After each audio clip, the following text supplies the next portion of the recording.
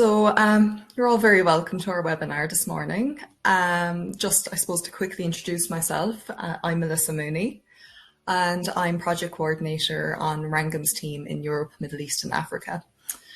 And I suppose for those of you who maybe haven't heard of Rangam before, or this is your first time attending one of our webinars, just to explain briefly who we are, we're a workforce solutions company, and we basically work with companies all around the world to help neurodivergent people and disabled people who are looking for work and want access to inclusive and truly accessible job opportunities.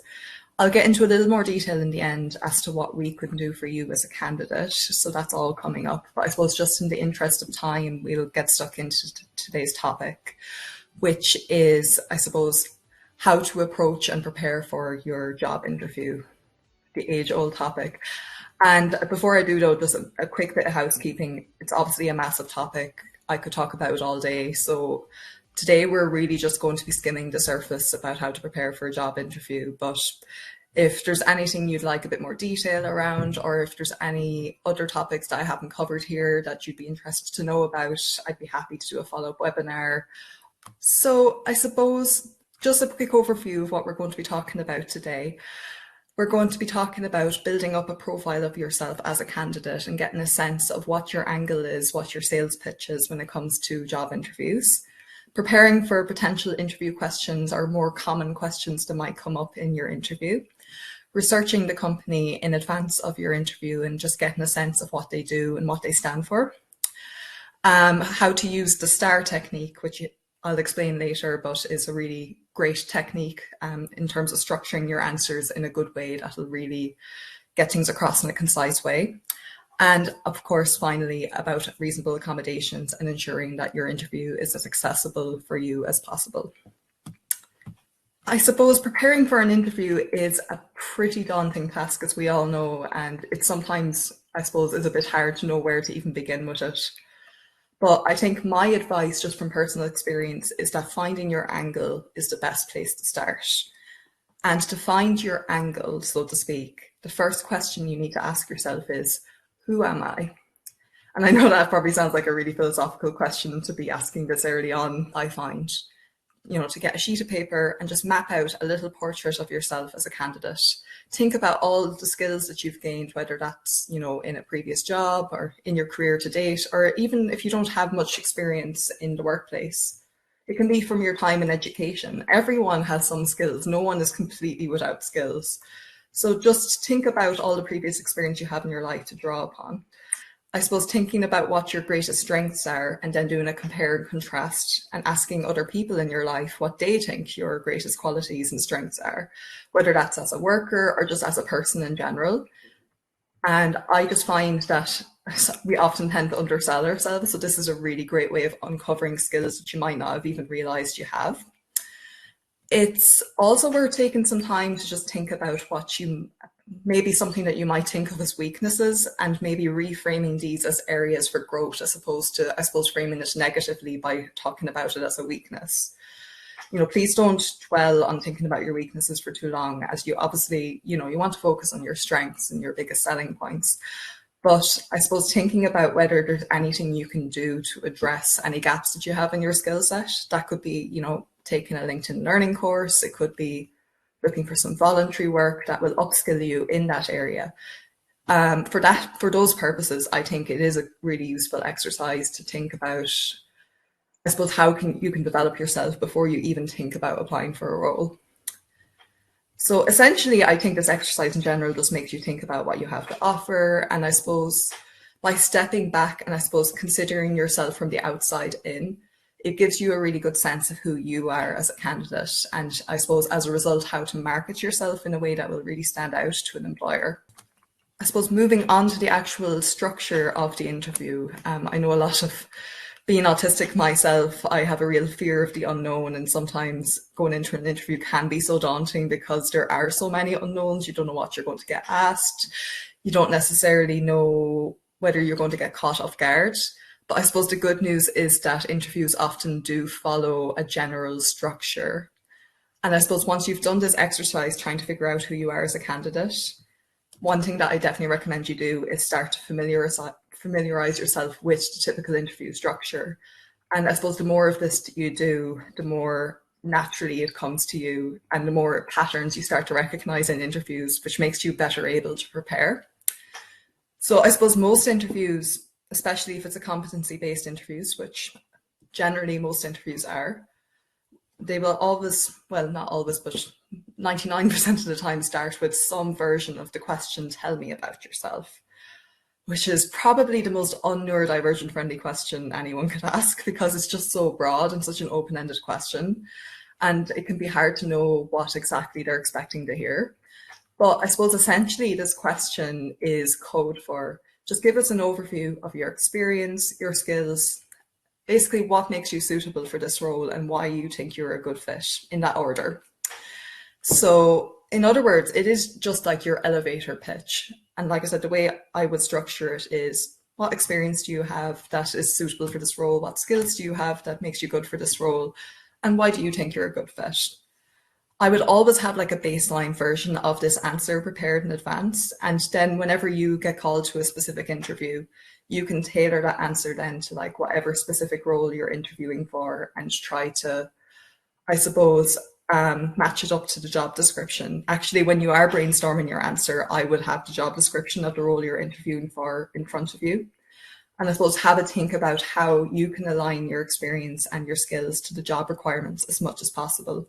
But also, I suppose, being careful not to just parrot back the job description to them and still making sure that you have your own spin on it and that you're still making your answer your own. It is really important to keep it concise. Try to keep it to 1 minute, a minute and a half max.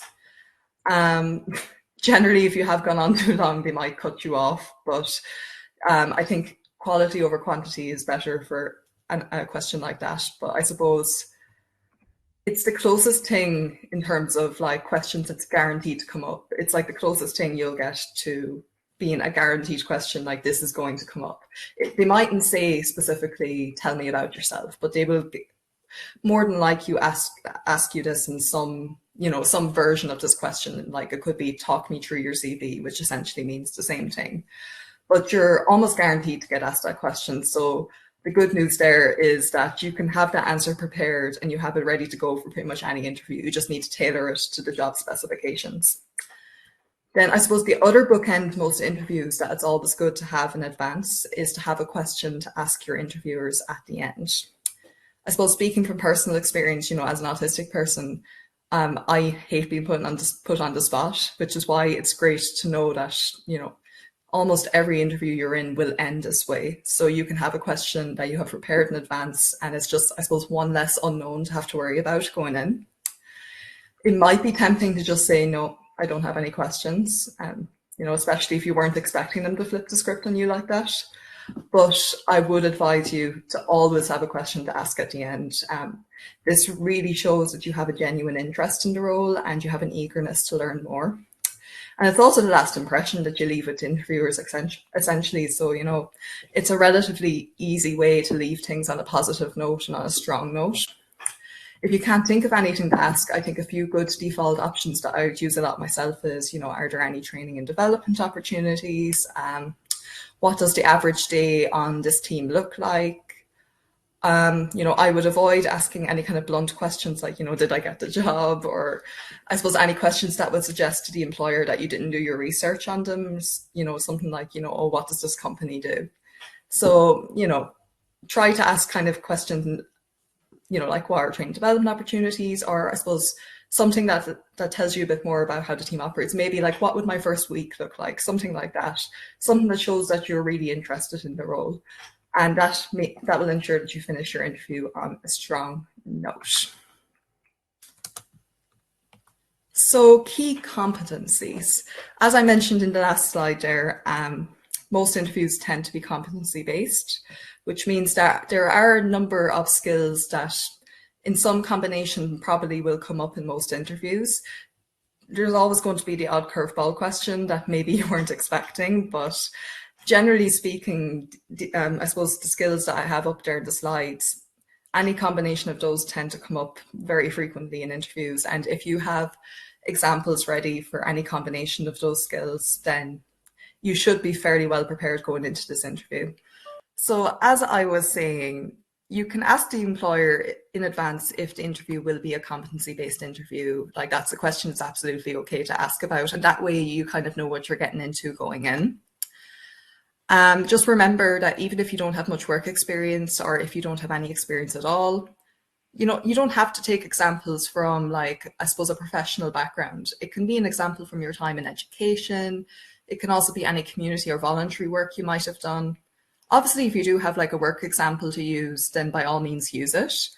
Especially if it's something that's very relevant to the role. But I suppose some people just seem to think that they'll be marked down for not using work examples, and that's, generally not the case. In fact, in my own experience, I found that employers actually find it really impressive if you have voluntary experience, and this is something that might speak to their company ethos. So, don't be afraid to bring up any experience you might have outside of the traditional workplace. You might be asked about some of these skills in an indirect way as well. So, for example, an interviewer might ask you about your problem solving skills, not by asking something like, I suppose, sorry, let me rephrase that. You might be asked about like skills in an indirect way, in the sense that, like, maybe you'll be asked about your problem solving skills, but the question will be phrased in a way that's like, can you give me an example of a time when you faced an obstacle and you overcame this obstacle? So, like, it mightn't necessarily be phrased like, tell me about your problem solving skills. It might be phrased in a different way, but essentially the skills that are up there on the screen at the moment are the ones that get most frequently tested. There are other ones, but they're the main ones. If you had examples for all of those, you're fairly well covered for a competency-based interview, I would say. Yeah, obviously goes without saying that you need to tailor these answers and select the examples that very carefully so that they're as close a match as possible to the role that you're interviewing for. So I really do think that, like, mapping out a little network of examples and knowing what ones that you would use to which potential question is a really good way to get a head start on your preparation. And I'd actually encourage you to do this piece of work before you even apply for any roles. So, like, often you only get like a few days notice when you're called for an interview. And sometimes that just doesn't leave you with much time for preparation. So I think having that legwork done in advance means that you can make the best possible use of your time between getting called for interview and actually taking the interview, and then focus more on tailoring your examples and answers to the role. And then, most importantly, building up your confidence, which is a lot easier to do when you have everything you need already to hand and you just need to fine tune it a bit. I just wanted to give you a little example of what I do myself when I'm preparing for interviews, and I just find it really helpful, is if you take every role you've ever had and you look at what your key tasks were. Sometimes you'll have this on your CV, what your key responsibilities and key tasks were within the role. If you break them down by how many, like, what tasks you had, and consider like what skills would be involved in carrying out those tasks, then you have essentially a little directory of examples that you can use for any skill set or any question that comes up regarding particular competencies in an interview. So it's actually like a really helpful resource. For example, there you see like a shop assistant at my local charity shop. So you're managing tills, you're sorting donations, you're stocking shelves. That means you have strong customer service skills, you've got good organization skills, you probably have initiative, you probably have to do, I suppose, think outside the box and, do things without being directed by other people. So, and then there for secretary in small office, excuse me, keeping up spreadsheets, just general administration, taking meeting minutes. It means you've got good administrative skills, you've got attention to detail, you've got time management, you can handle sensitive data with discretion.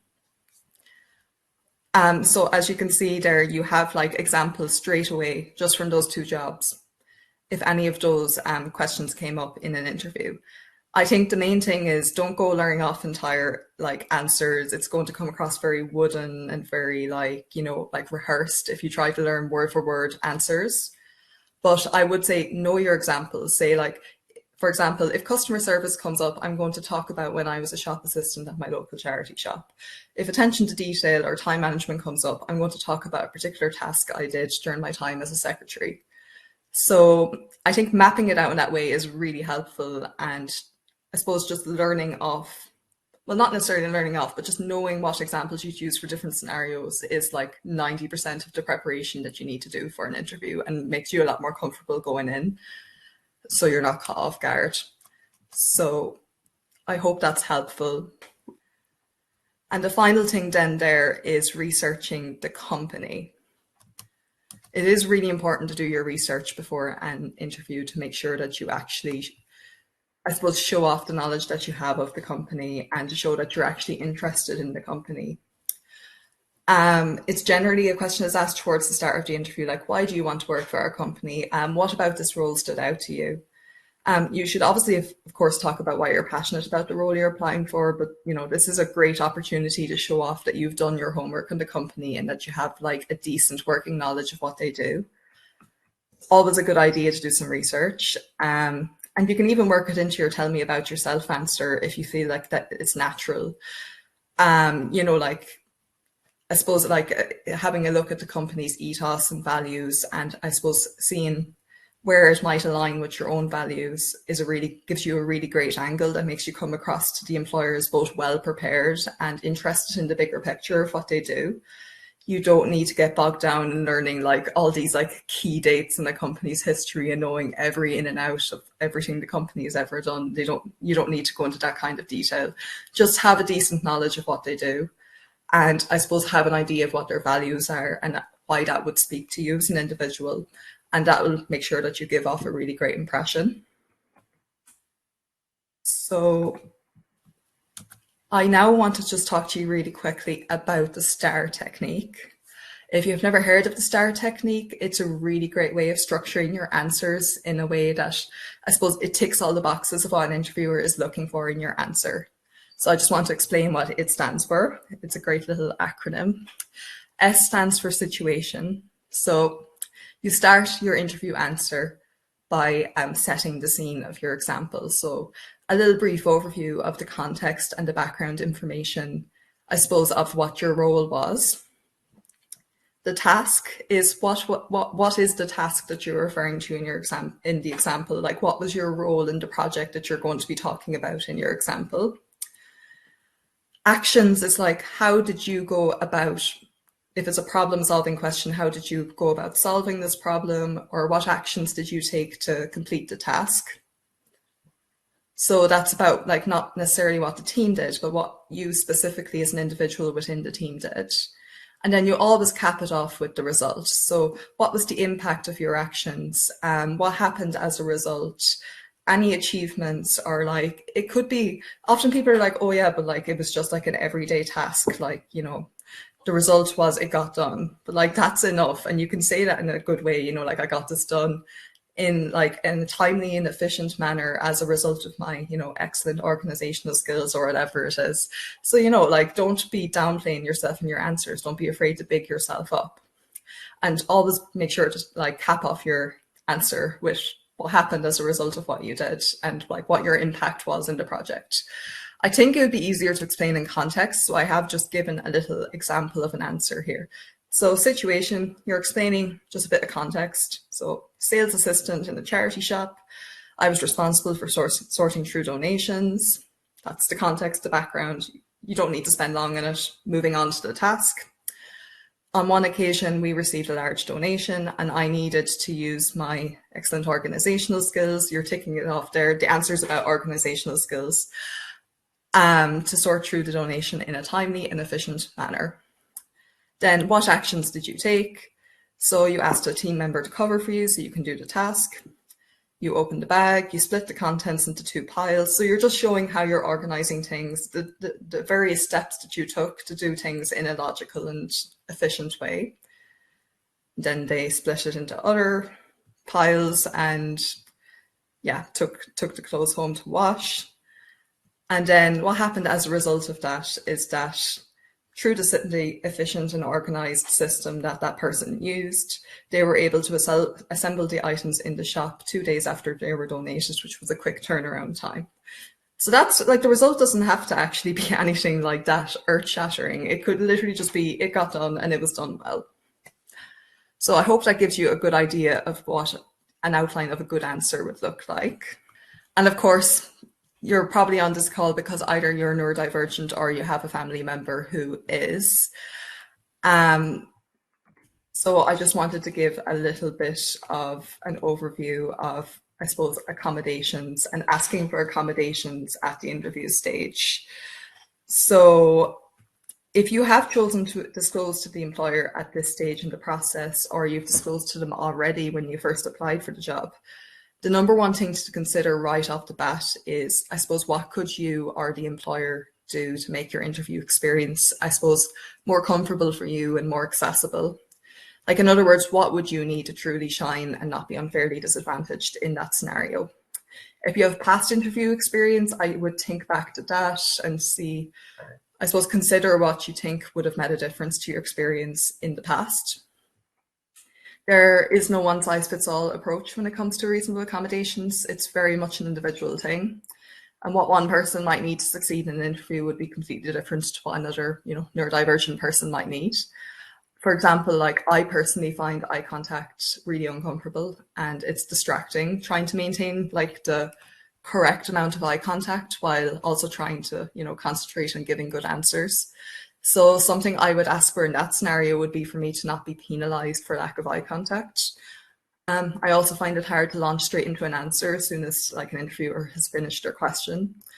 So like in the past, the way I've gotten around this in a more subtle way is to take a drink of water before I answer. And that gives me time to collect my thoughts and consider my answer. But also absolutely okay to just straight up ask, can I have processing time? Can I have some time to process that question before making my answer?